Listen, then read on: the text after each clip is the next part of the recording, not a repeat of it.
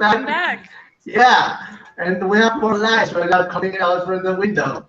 So, all right. So before anything happens, let's kick off this. So as many of us been publicizing the webcam, our Facebook page now, we have been working on some interesting shows.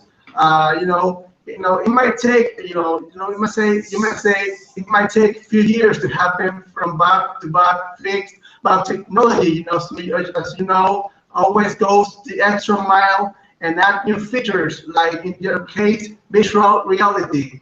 Now, is it easy for someone like you to adjust yourself to these upgrades, or like many people, it takes you a while to get used to? I think it takes me a while, but that doesn't mean I'm not excited about it. I guess it's different. It depends on how you define a while. I mean, I think everything's moving really, really fast, and we're probably all much faster at adapting than we even think. But I think it's all about starting to make things right away when you know that there's a new technology or a new platform, instead of waiting. And at least that's a philosophy that I like a lot about Skybound, is instead of waiting for someone else to try it first and see what lessons they've learned and how they change and adapt, we try that first ourselves. And so I've been able to participate in kind of learning processes and making VR far before anyone was really like making anything like what we were making in the instance of Gone, for example. Yeah.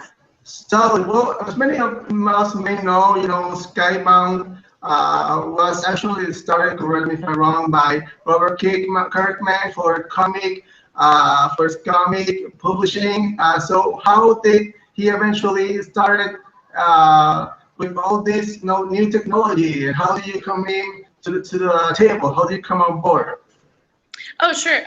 Well, actually, I think the core of Skybound is more about storytelling than technology and platforms. It's just telling the best stories the best way that we can. And so, I actually had sort of been working in the digital industry as a talent manager for YouTubers at a company called Big Frame. So that happened after I'd done documentary producing and feature producing. And so it was just something I was excited about, and I saw potential in kind of giving people a camera, letting them work, and then teaching them a business around it. So I'd gotten a few years of experience in that business, and so when the time came, and I had already been I'd known Skybound a little bit professionally through jobs in the past, and they signed a deal to start making content with Maker Studios, which we were super excited about, and that's a multi-channel network. And so we dove into digital. So it first started with just YouTube videos, and then expanded into live events that are live streaming. And so we learned how to live stream, and we're doing all of that, have our own studio space for it, and we're going out on the road and live streaming. And then VR was just an opportunity that came out of relationships, and the excitement of trying new platforms out. And so I've just been able to kind of ebb and flow between the different areas, because I have kind of a cool experimental team that's really nimble and excited to dive in. Nice. Well, definitely a team that is all for it.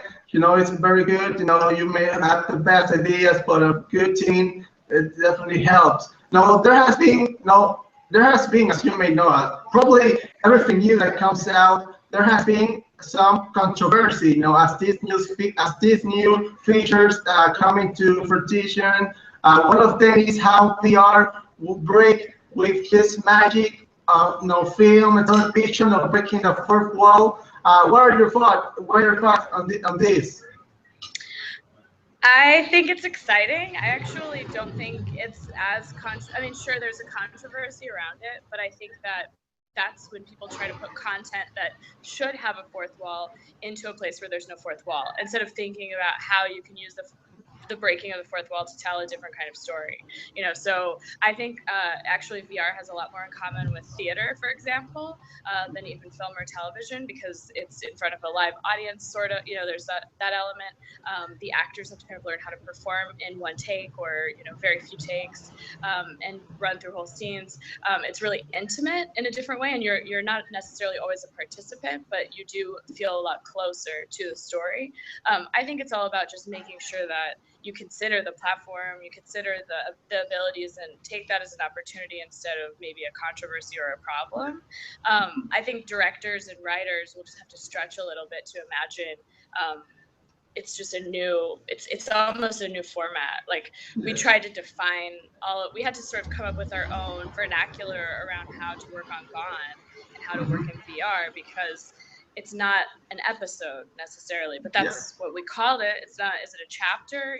Is it, we started calling it exploratory video just to have a name for it that everyone could discuss.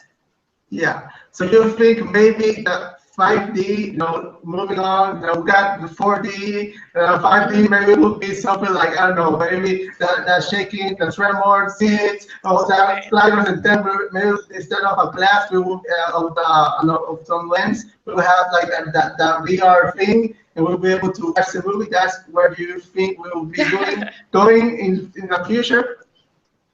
I mean, I think we're just going to keep pushing the envelope with what's possible between VR and AR and mixed reality, and putting, you think about something like IMAX and imagine the possibilities if we keep allowing technology to sink in, to be a part of those experiences.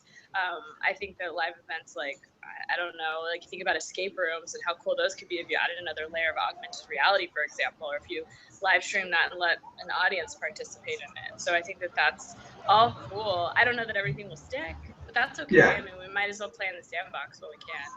I think it's sort of a rare time that we have right now where everything is advancing really, really quickly. Yeah, so for the continuing before entering the show, do you believe one day we might end up like one of those terrifying Black Mirror short movies episodes?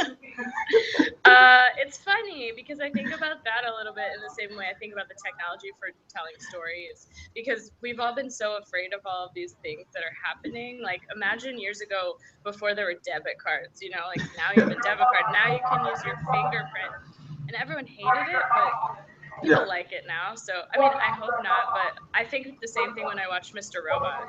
I worry about what's going to happen to all of us. But I think it's mostly good, and all you can try to do is see the good in it. Okay. Okay, sorry. No problem. All right. So, speaking of VR and series, you're actually the executive producer for Samsung and probably the first original VR series, Gone. Now, this is a new landmark on TV history. Do you feel any pressure while working on this as a producer? It's funny. Kind of, sure. Always, because you want things to be the best that they can be. So sure, we felt that there was some pressure. I think more than anything, we were all, as a team, very confident in what it was that we wanted to do. And so the pressure came from the time. So we started the process in 2014, started working on the project in some capacity. We worked with Samsung to create the technology on MilkVR in conjunction with doing the creative and shooting the series, because we just wanted to push it out as fast as we possibly could, and the capabilities and things like post-production almost weren't as fast or as ready as the insides of our brains were. We were ready to go. Of course, it was there was definitely a spotlight on it, but I think that was for the best, and there was some forgiveness around what we did. I don't think that's even really it wasn't really a consideration though to feel concerned about how people would think about it. We just kept going. We knew that we could be the first if we got it out as fast as possible. Yeah, no, another thing that comes with this is that you may pull some tricks from other producers. For example, when you're producing any other traditional series or film, like you said, you work on documentary and stuff. With this one, you had to come up with your own. So how was the production process and the inventing process in your case? Well, one of the simplest things that was a challenge for us in the process that we made up was how to shoot it and what to shoot it on, like what cameras to use. We actually worked with a company called Weaver as our partner, and so they're a VR house and they're creative house, and also kind of help it with they helped us with the production and post-production, and were really great about evaluating the script and helping us really determine what is possible on in 360 and in VR. But we were using camera rigs that we built with Weaver and used for the first time the day that we needed them to work. So we put up cable cam rigs that hadn't been used before, testing them out in the forest. You know, everything was almost everything. It was the first time it was being done or used in some capacity. So when we were getting into just the workflow of what would happen after we shot, it was challenging because a lot of people had ideas of how long it would take. I'd say the same about production. The first AD had some ideas of how long that shots would take or a day would take, but no one was entirely sure. So I met with a lot of different people in the business and in post-production specifically to say, how do we get this done? You know, how do we handle compositing? How do we handle color correction? How do we edit this thing? Where do we watch it? You know, at the time you couldn't exactly you couldn't successfly watch the monitor while you were even shooting. And so some people were really helpful. Some people were really confused. And in the end, we worked really hard to make up a plan that we thought was the best as a team. And there were days that I just put together, like, this is our workflow. This is the order we're doing things. This is when your deadlines are. Just try it. You know, if something happens and we can't stick to it, let's figure out why and what's going on and what we can do differently. I will say our editor is Chris Connolly. He's based in New York. He did a phenomenal job learning all of this along the way with us and stayed on all the way through the end and did a lot of the pieces I was talking about, a lot of the final little composites and color correction and making sure that we got everything onto the platform and really killed it. And it was his first time working on anything like that as well. Nice. Well, speaking of editing, it wasn't a question, but it raised my curiosity.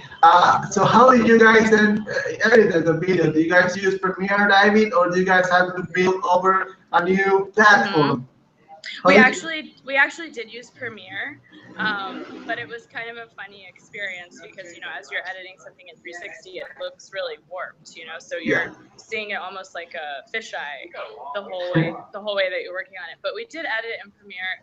That worked pretty well. I think it was mainly just to string it out to see it, because ultimately what we had to do is then put everything into MilkVR's backend, which was kind of an invented process. Not that they hadn't done that before for other pieces of content, but because we worked on the hotspots, which we sort of invented with Samsung. And so that meant every clip and every piece, it could be in Premiere to figure out the timing, but it had to be manipulated then and set in the back end, almost like building out an app. It was pretty cool. It was pretty crazy. Nice. So, before you tell us more about the series, so people will only be able to watch the series on the VR on Samsung's technology, or on Samsung's technology? Oh, sure. So what I'll tell you is season 1, as it stands with all of the capabilities, is something that's definitely meant to be watched on MilkVR. So we have so many features that come from Milk that are integral to telling the story the way that we did. I think it would be remiss to take the hotspots out and put it on mobile, for example, on Facebook. But we've talked about it, you know, and how that experience would be in sharing the story. So it's definitely possible in the future for it to be consumed in a different way as technology advances on the other platforms. But we are very interested in building out the world beyond the series season 1, and so I would say just stay tuned, because it's something that we're really excited to explore in other areas of storytelling. Nice. Well, now let's talk about the series. I've seen some the teaser, and it's about the girl who goes missing all of a sudden. What's like the storyline? Is it like some like revenge type of what kind? Are you like Liam Neeson type of guy? A little Taken or something like that? A little Taken. So it's very much a psychological thriller at its core, and so the whole story was built around the idea of what happens and how does someone go missing in plain sight. And we thought that that was a really fantastic way to explore 360 video. If you see episode 1, and at this point, who cares about spoilers? It's just the first episode. So, you know, and everyone knows the girl goes missing. That's no spoiler. So, you know, we see this mother, Meredith Clover, sitting with a friend of hers and casually watching their children play on a playground, as parents often do. And they watch their kids together, and, you know, they try to share that responsibility. And in plain sight, her daughter Emilia goes missing. And so that is really interesting to experience, I think, because we intentionally provided a lot of distractions and a lot of other information that you could sort of pay more attention to instead of what happened. Like, the biggest question when people experience is like, if you were looking in the right spot, could you have seen it? Not exactly, maybe, you know, but that's to spark your interest and curiosity. And so as the story continues, Meredith Clover and her husband Charles sort of go through a really difficult time in trying to accept that this is happening, and they start investigating exactly what the situation, what exactly happened to their daughter. And at the same time, we're able to follow sort of another story that starts to give you insight into what's happening. In more of a sci-fi twist. You know, we find out that there's a scientist character who's living out in the redwoods, who's doing some dirty work, and there's some other characters kind of in society's underbelly that are they're doing so. That's the mystery, really, and that's the question: is what's going on? Why did they take this girl, and will she ever get back to her family? And sort of the exploration of what happens to the people at their core. In a dramatic sense, when something this terrible happens, how does it affect their relationships, their sanity, you know, what things are happening at their home? And so you're able to see it in a very, very intimate way and go all these places with Meredith at the core. Nice. Well, I don't know if you have anything to do with that, but I played once a game for Walking Dead. It had these cool elements. You know, the cool thing about the show and about the video game was that you could choose what to do, and based on those decisions, it would like lead up the story. So, will this series go on? Will have anything like that, or? I mean, it's always possible. We definitely kept it more as something interactive, not necessarily something choose your own adventure. So for us, the hotspots really gave someone a different perspective, and so you could see it as a fly on the wall in a different part of the room. You could be tiny and under the bed while the family is talking and destroying the bedroom, looking for clues for what happened to their daughter. But for us, that's what it was more about: was how do we turn the audience into an investigator, into a detective of sorts? How is it possible that the audience could figure out what happened before Meredith and Charles? So I think there is a version of it that could be a game at some point. Again, you know, it's all about building that world out, and it's something that we'd be really excited about.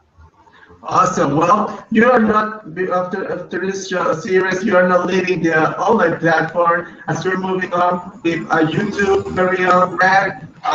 So first of all, how was the transition from one platform to the other? Was it easy? Was it normal? Was it coming back to basic? Yeah, it was kind of interesting because at the time, we finished Gone and went straight into production of season 1 of Scare Pewdiepie, which we're actually gearing up for season 2 right now, which is great.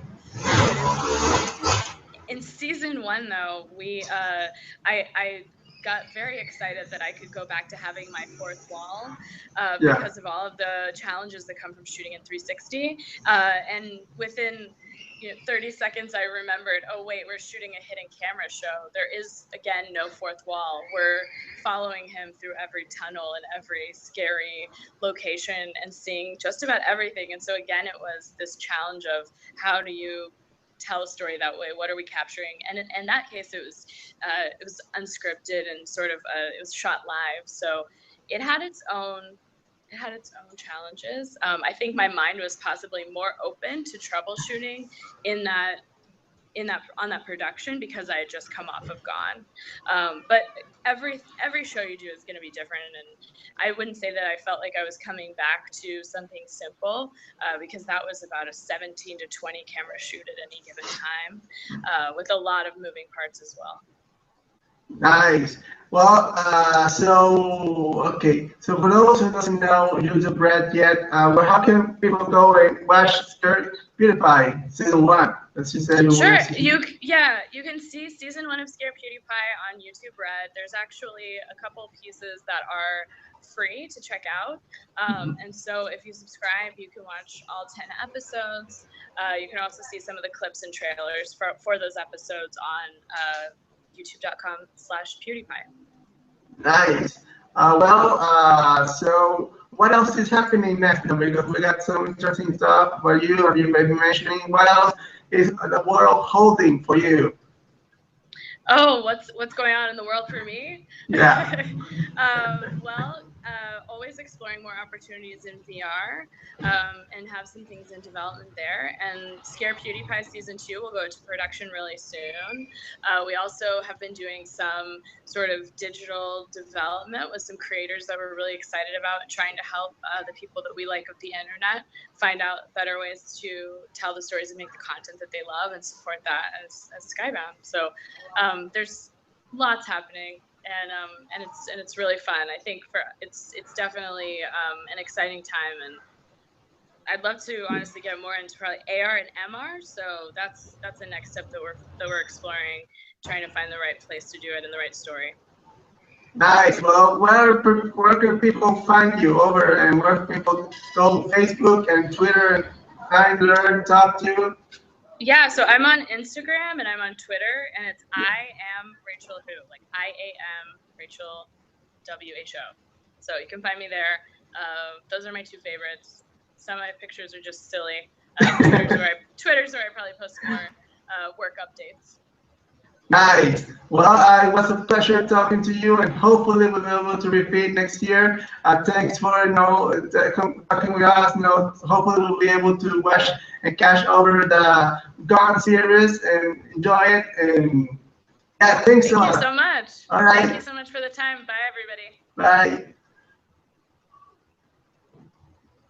All right. So as you see, that was our interview with Rachel. First, people things went kind of wrong, but hopefully we got to learn some new things about her. So, no, there's not.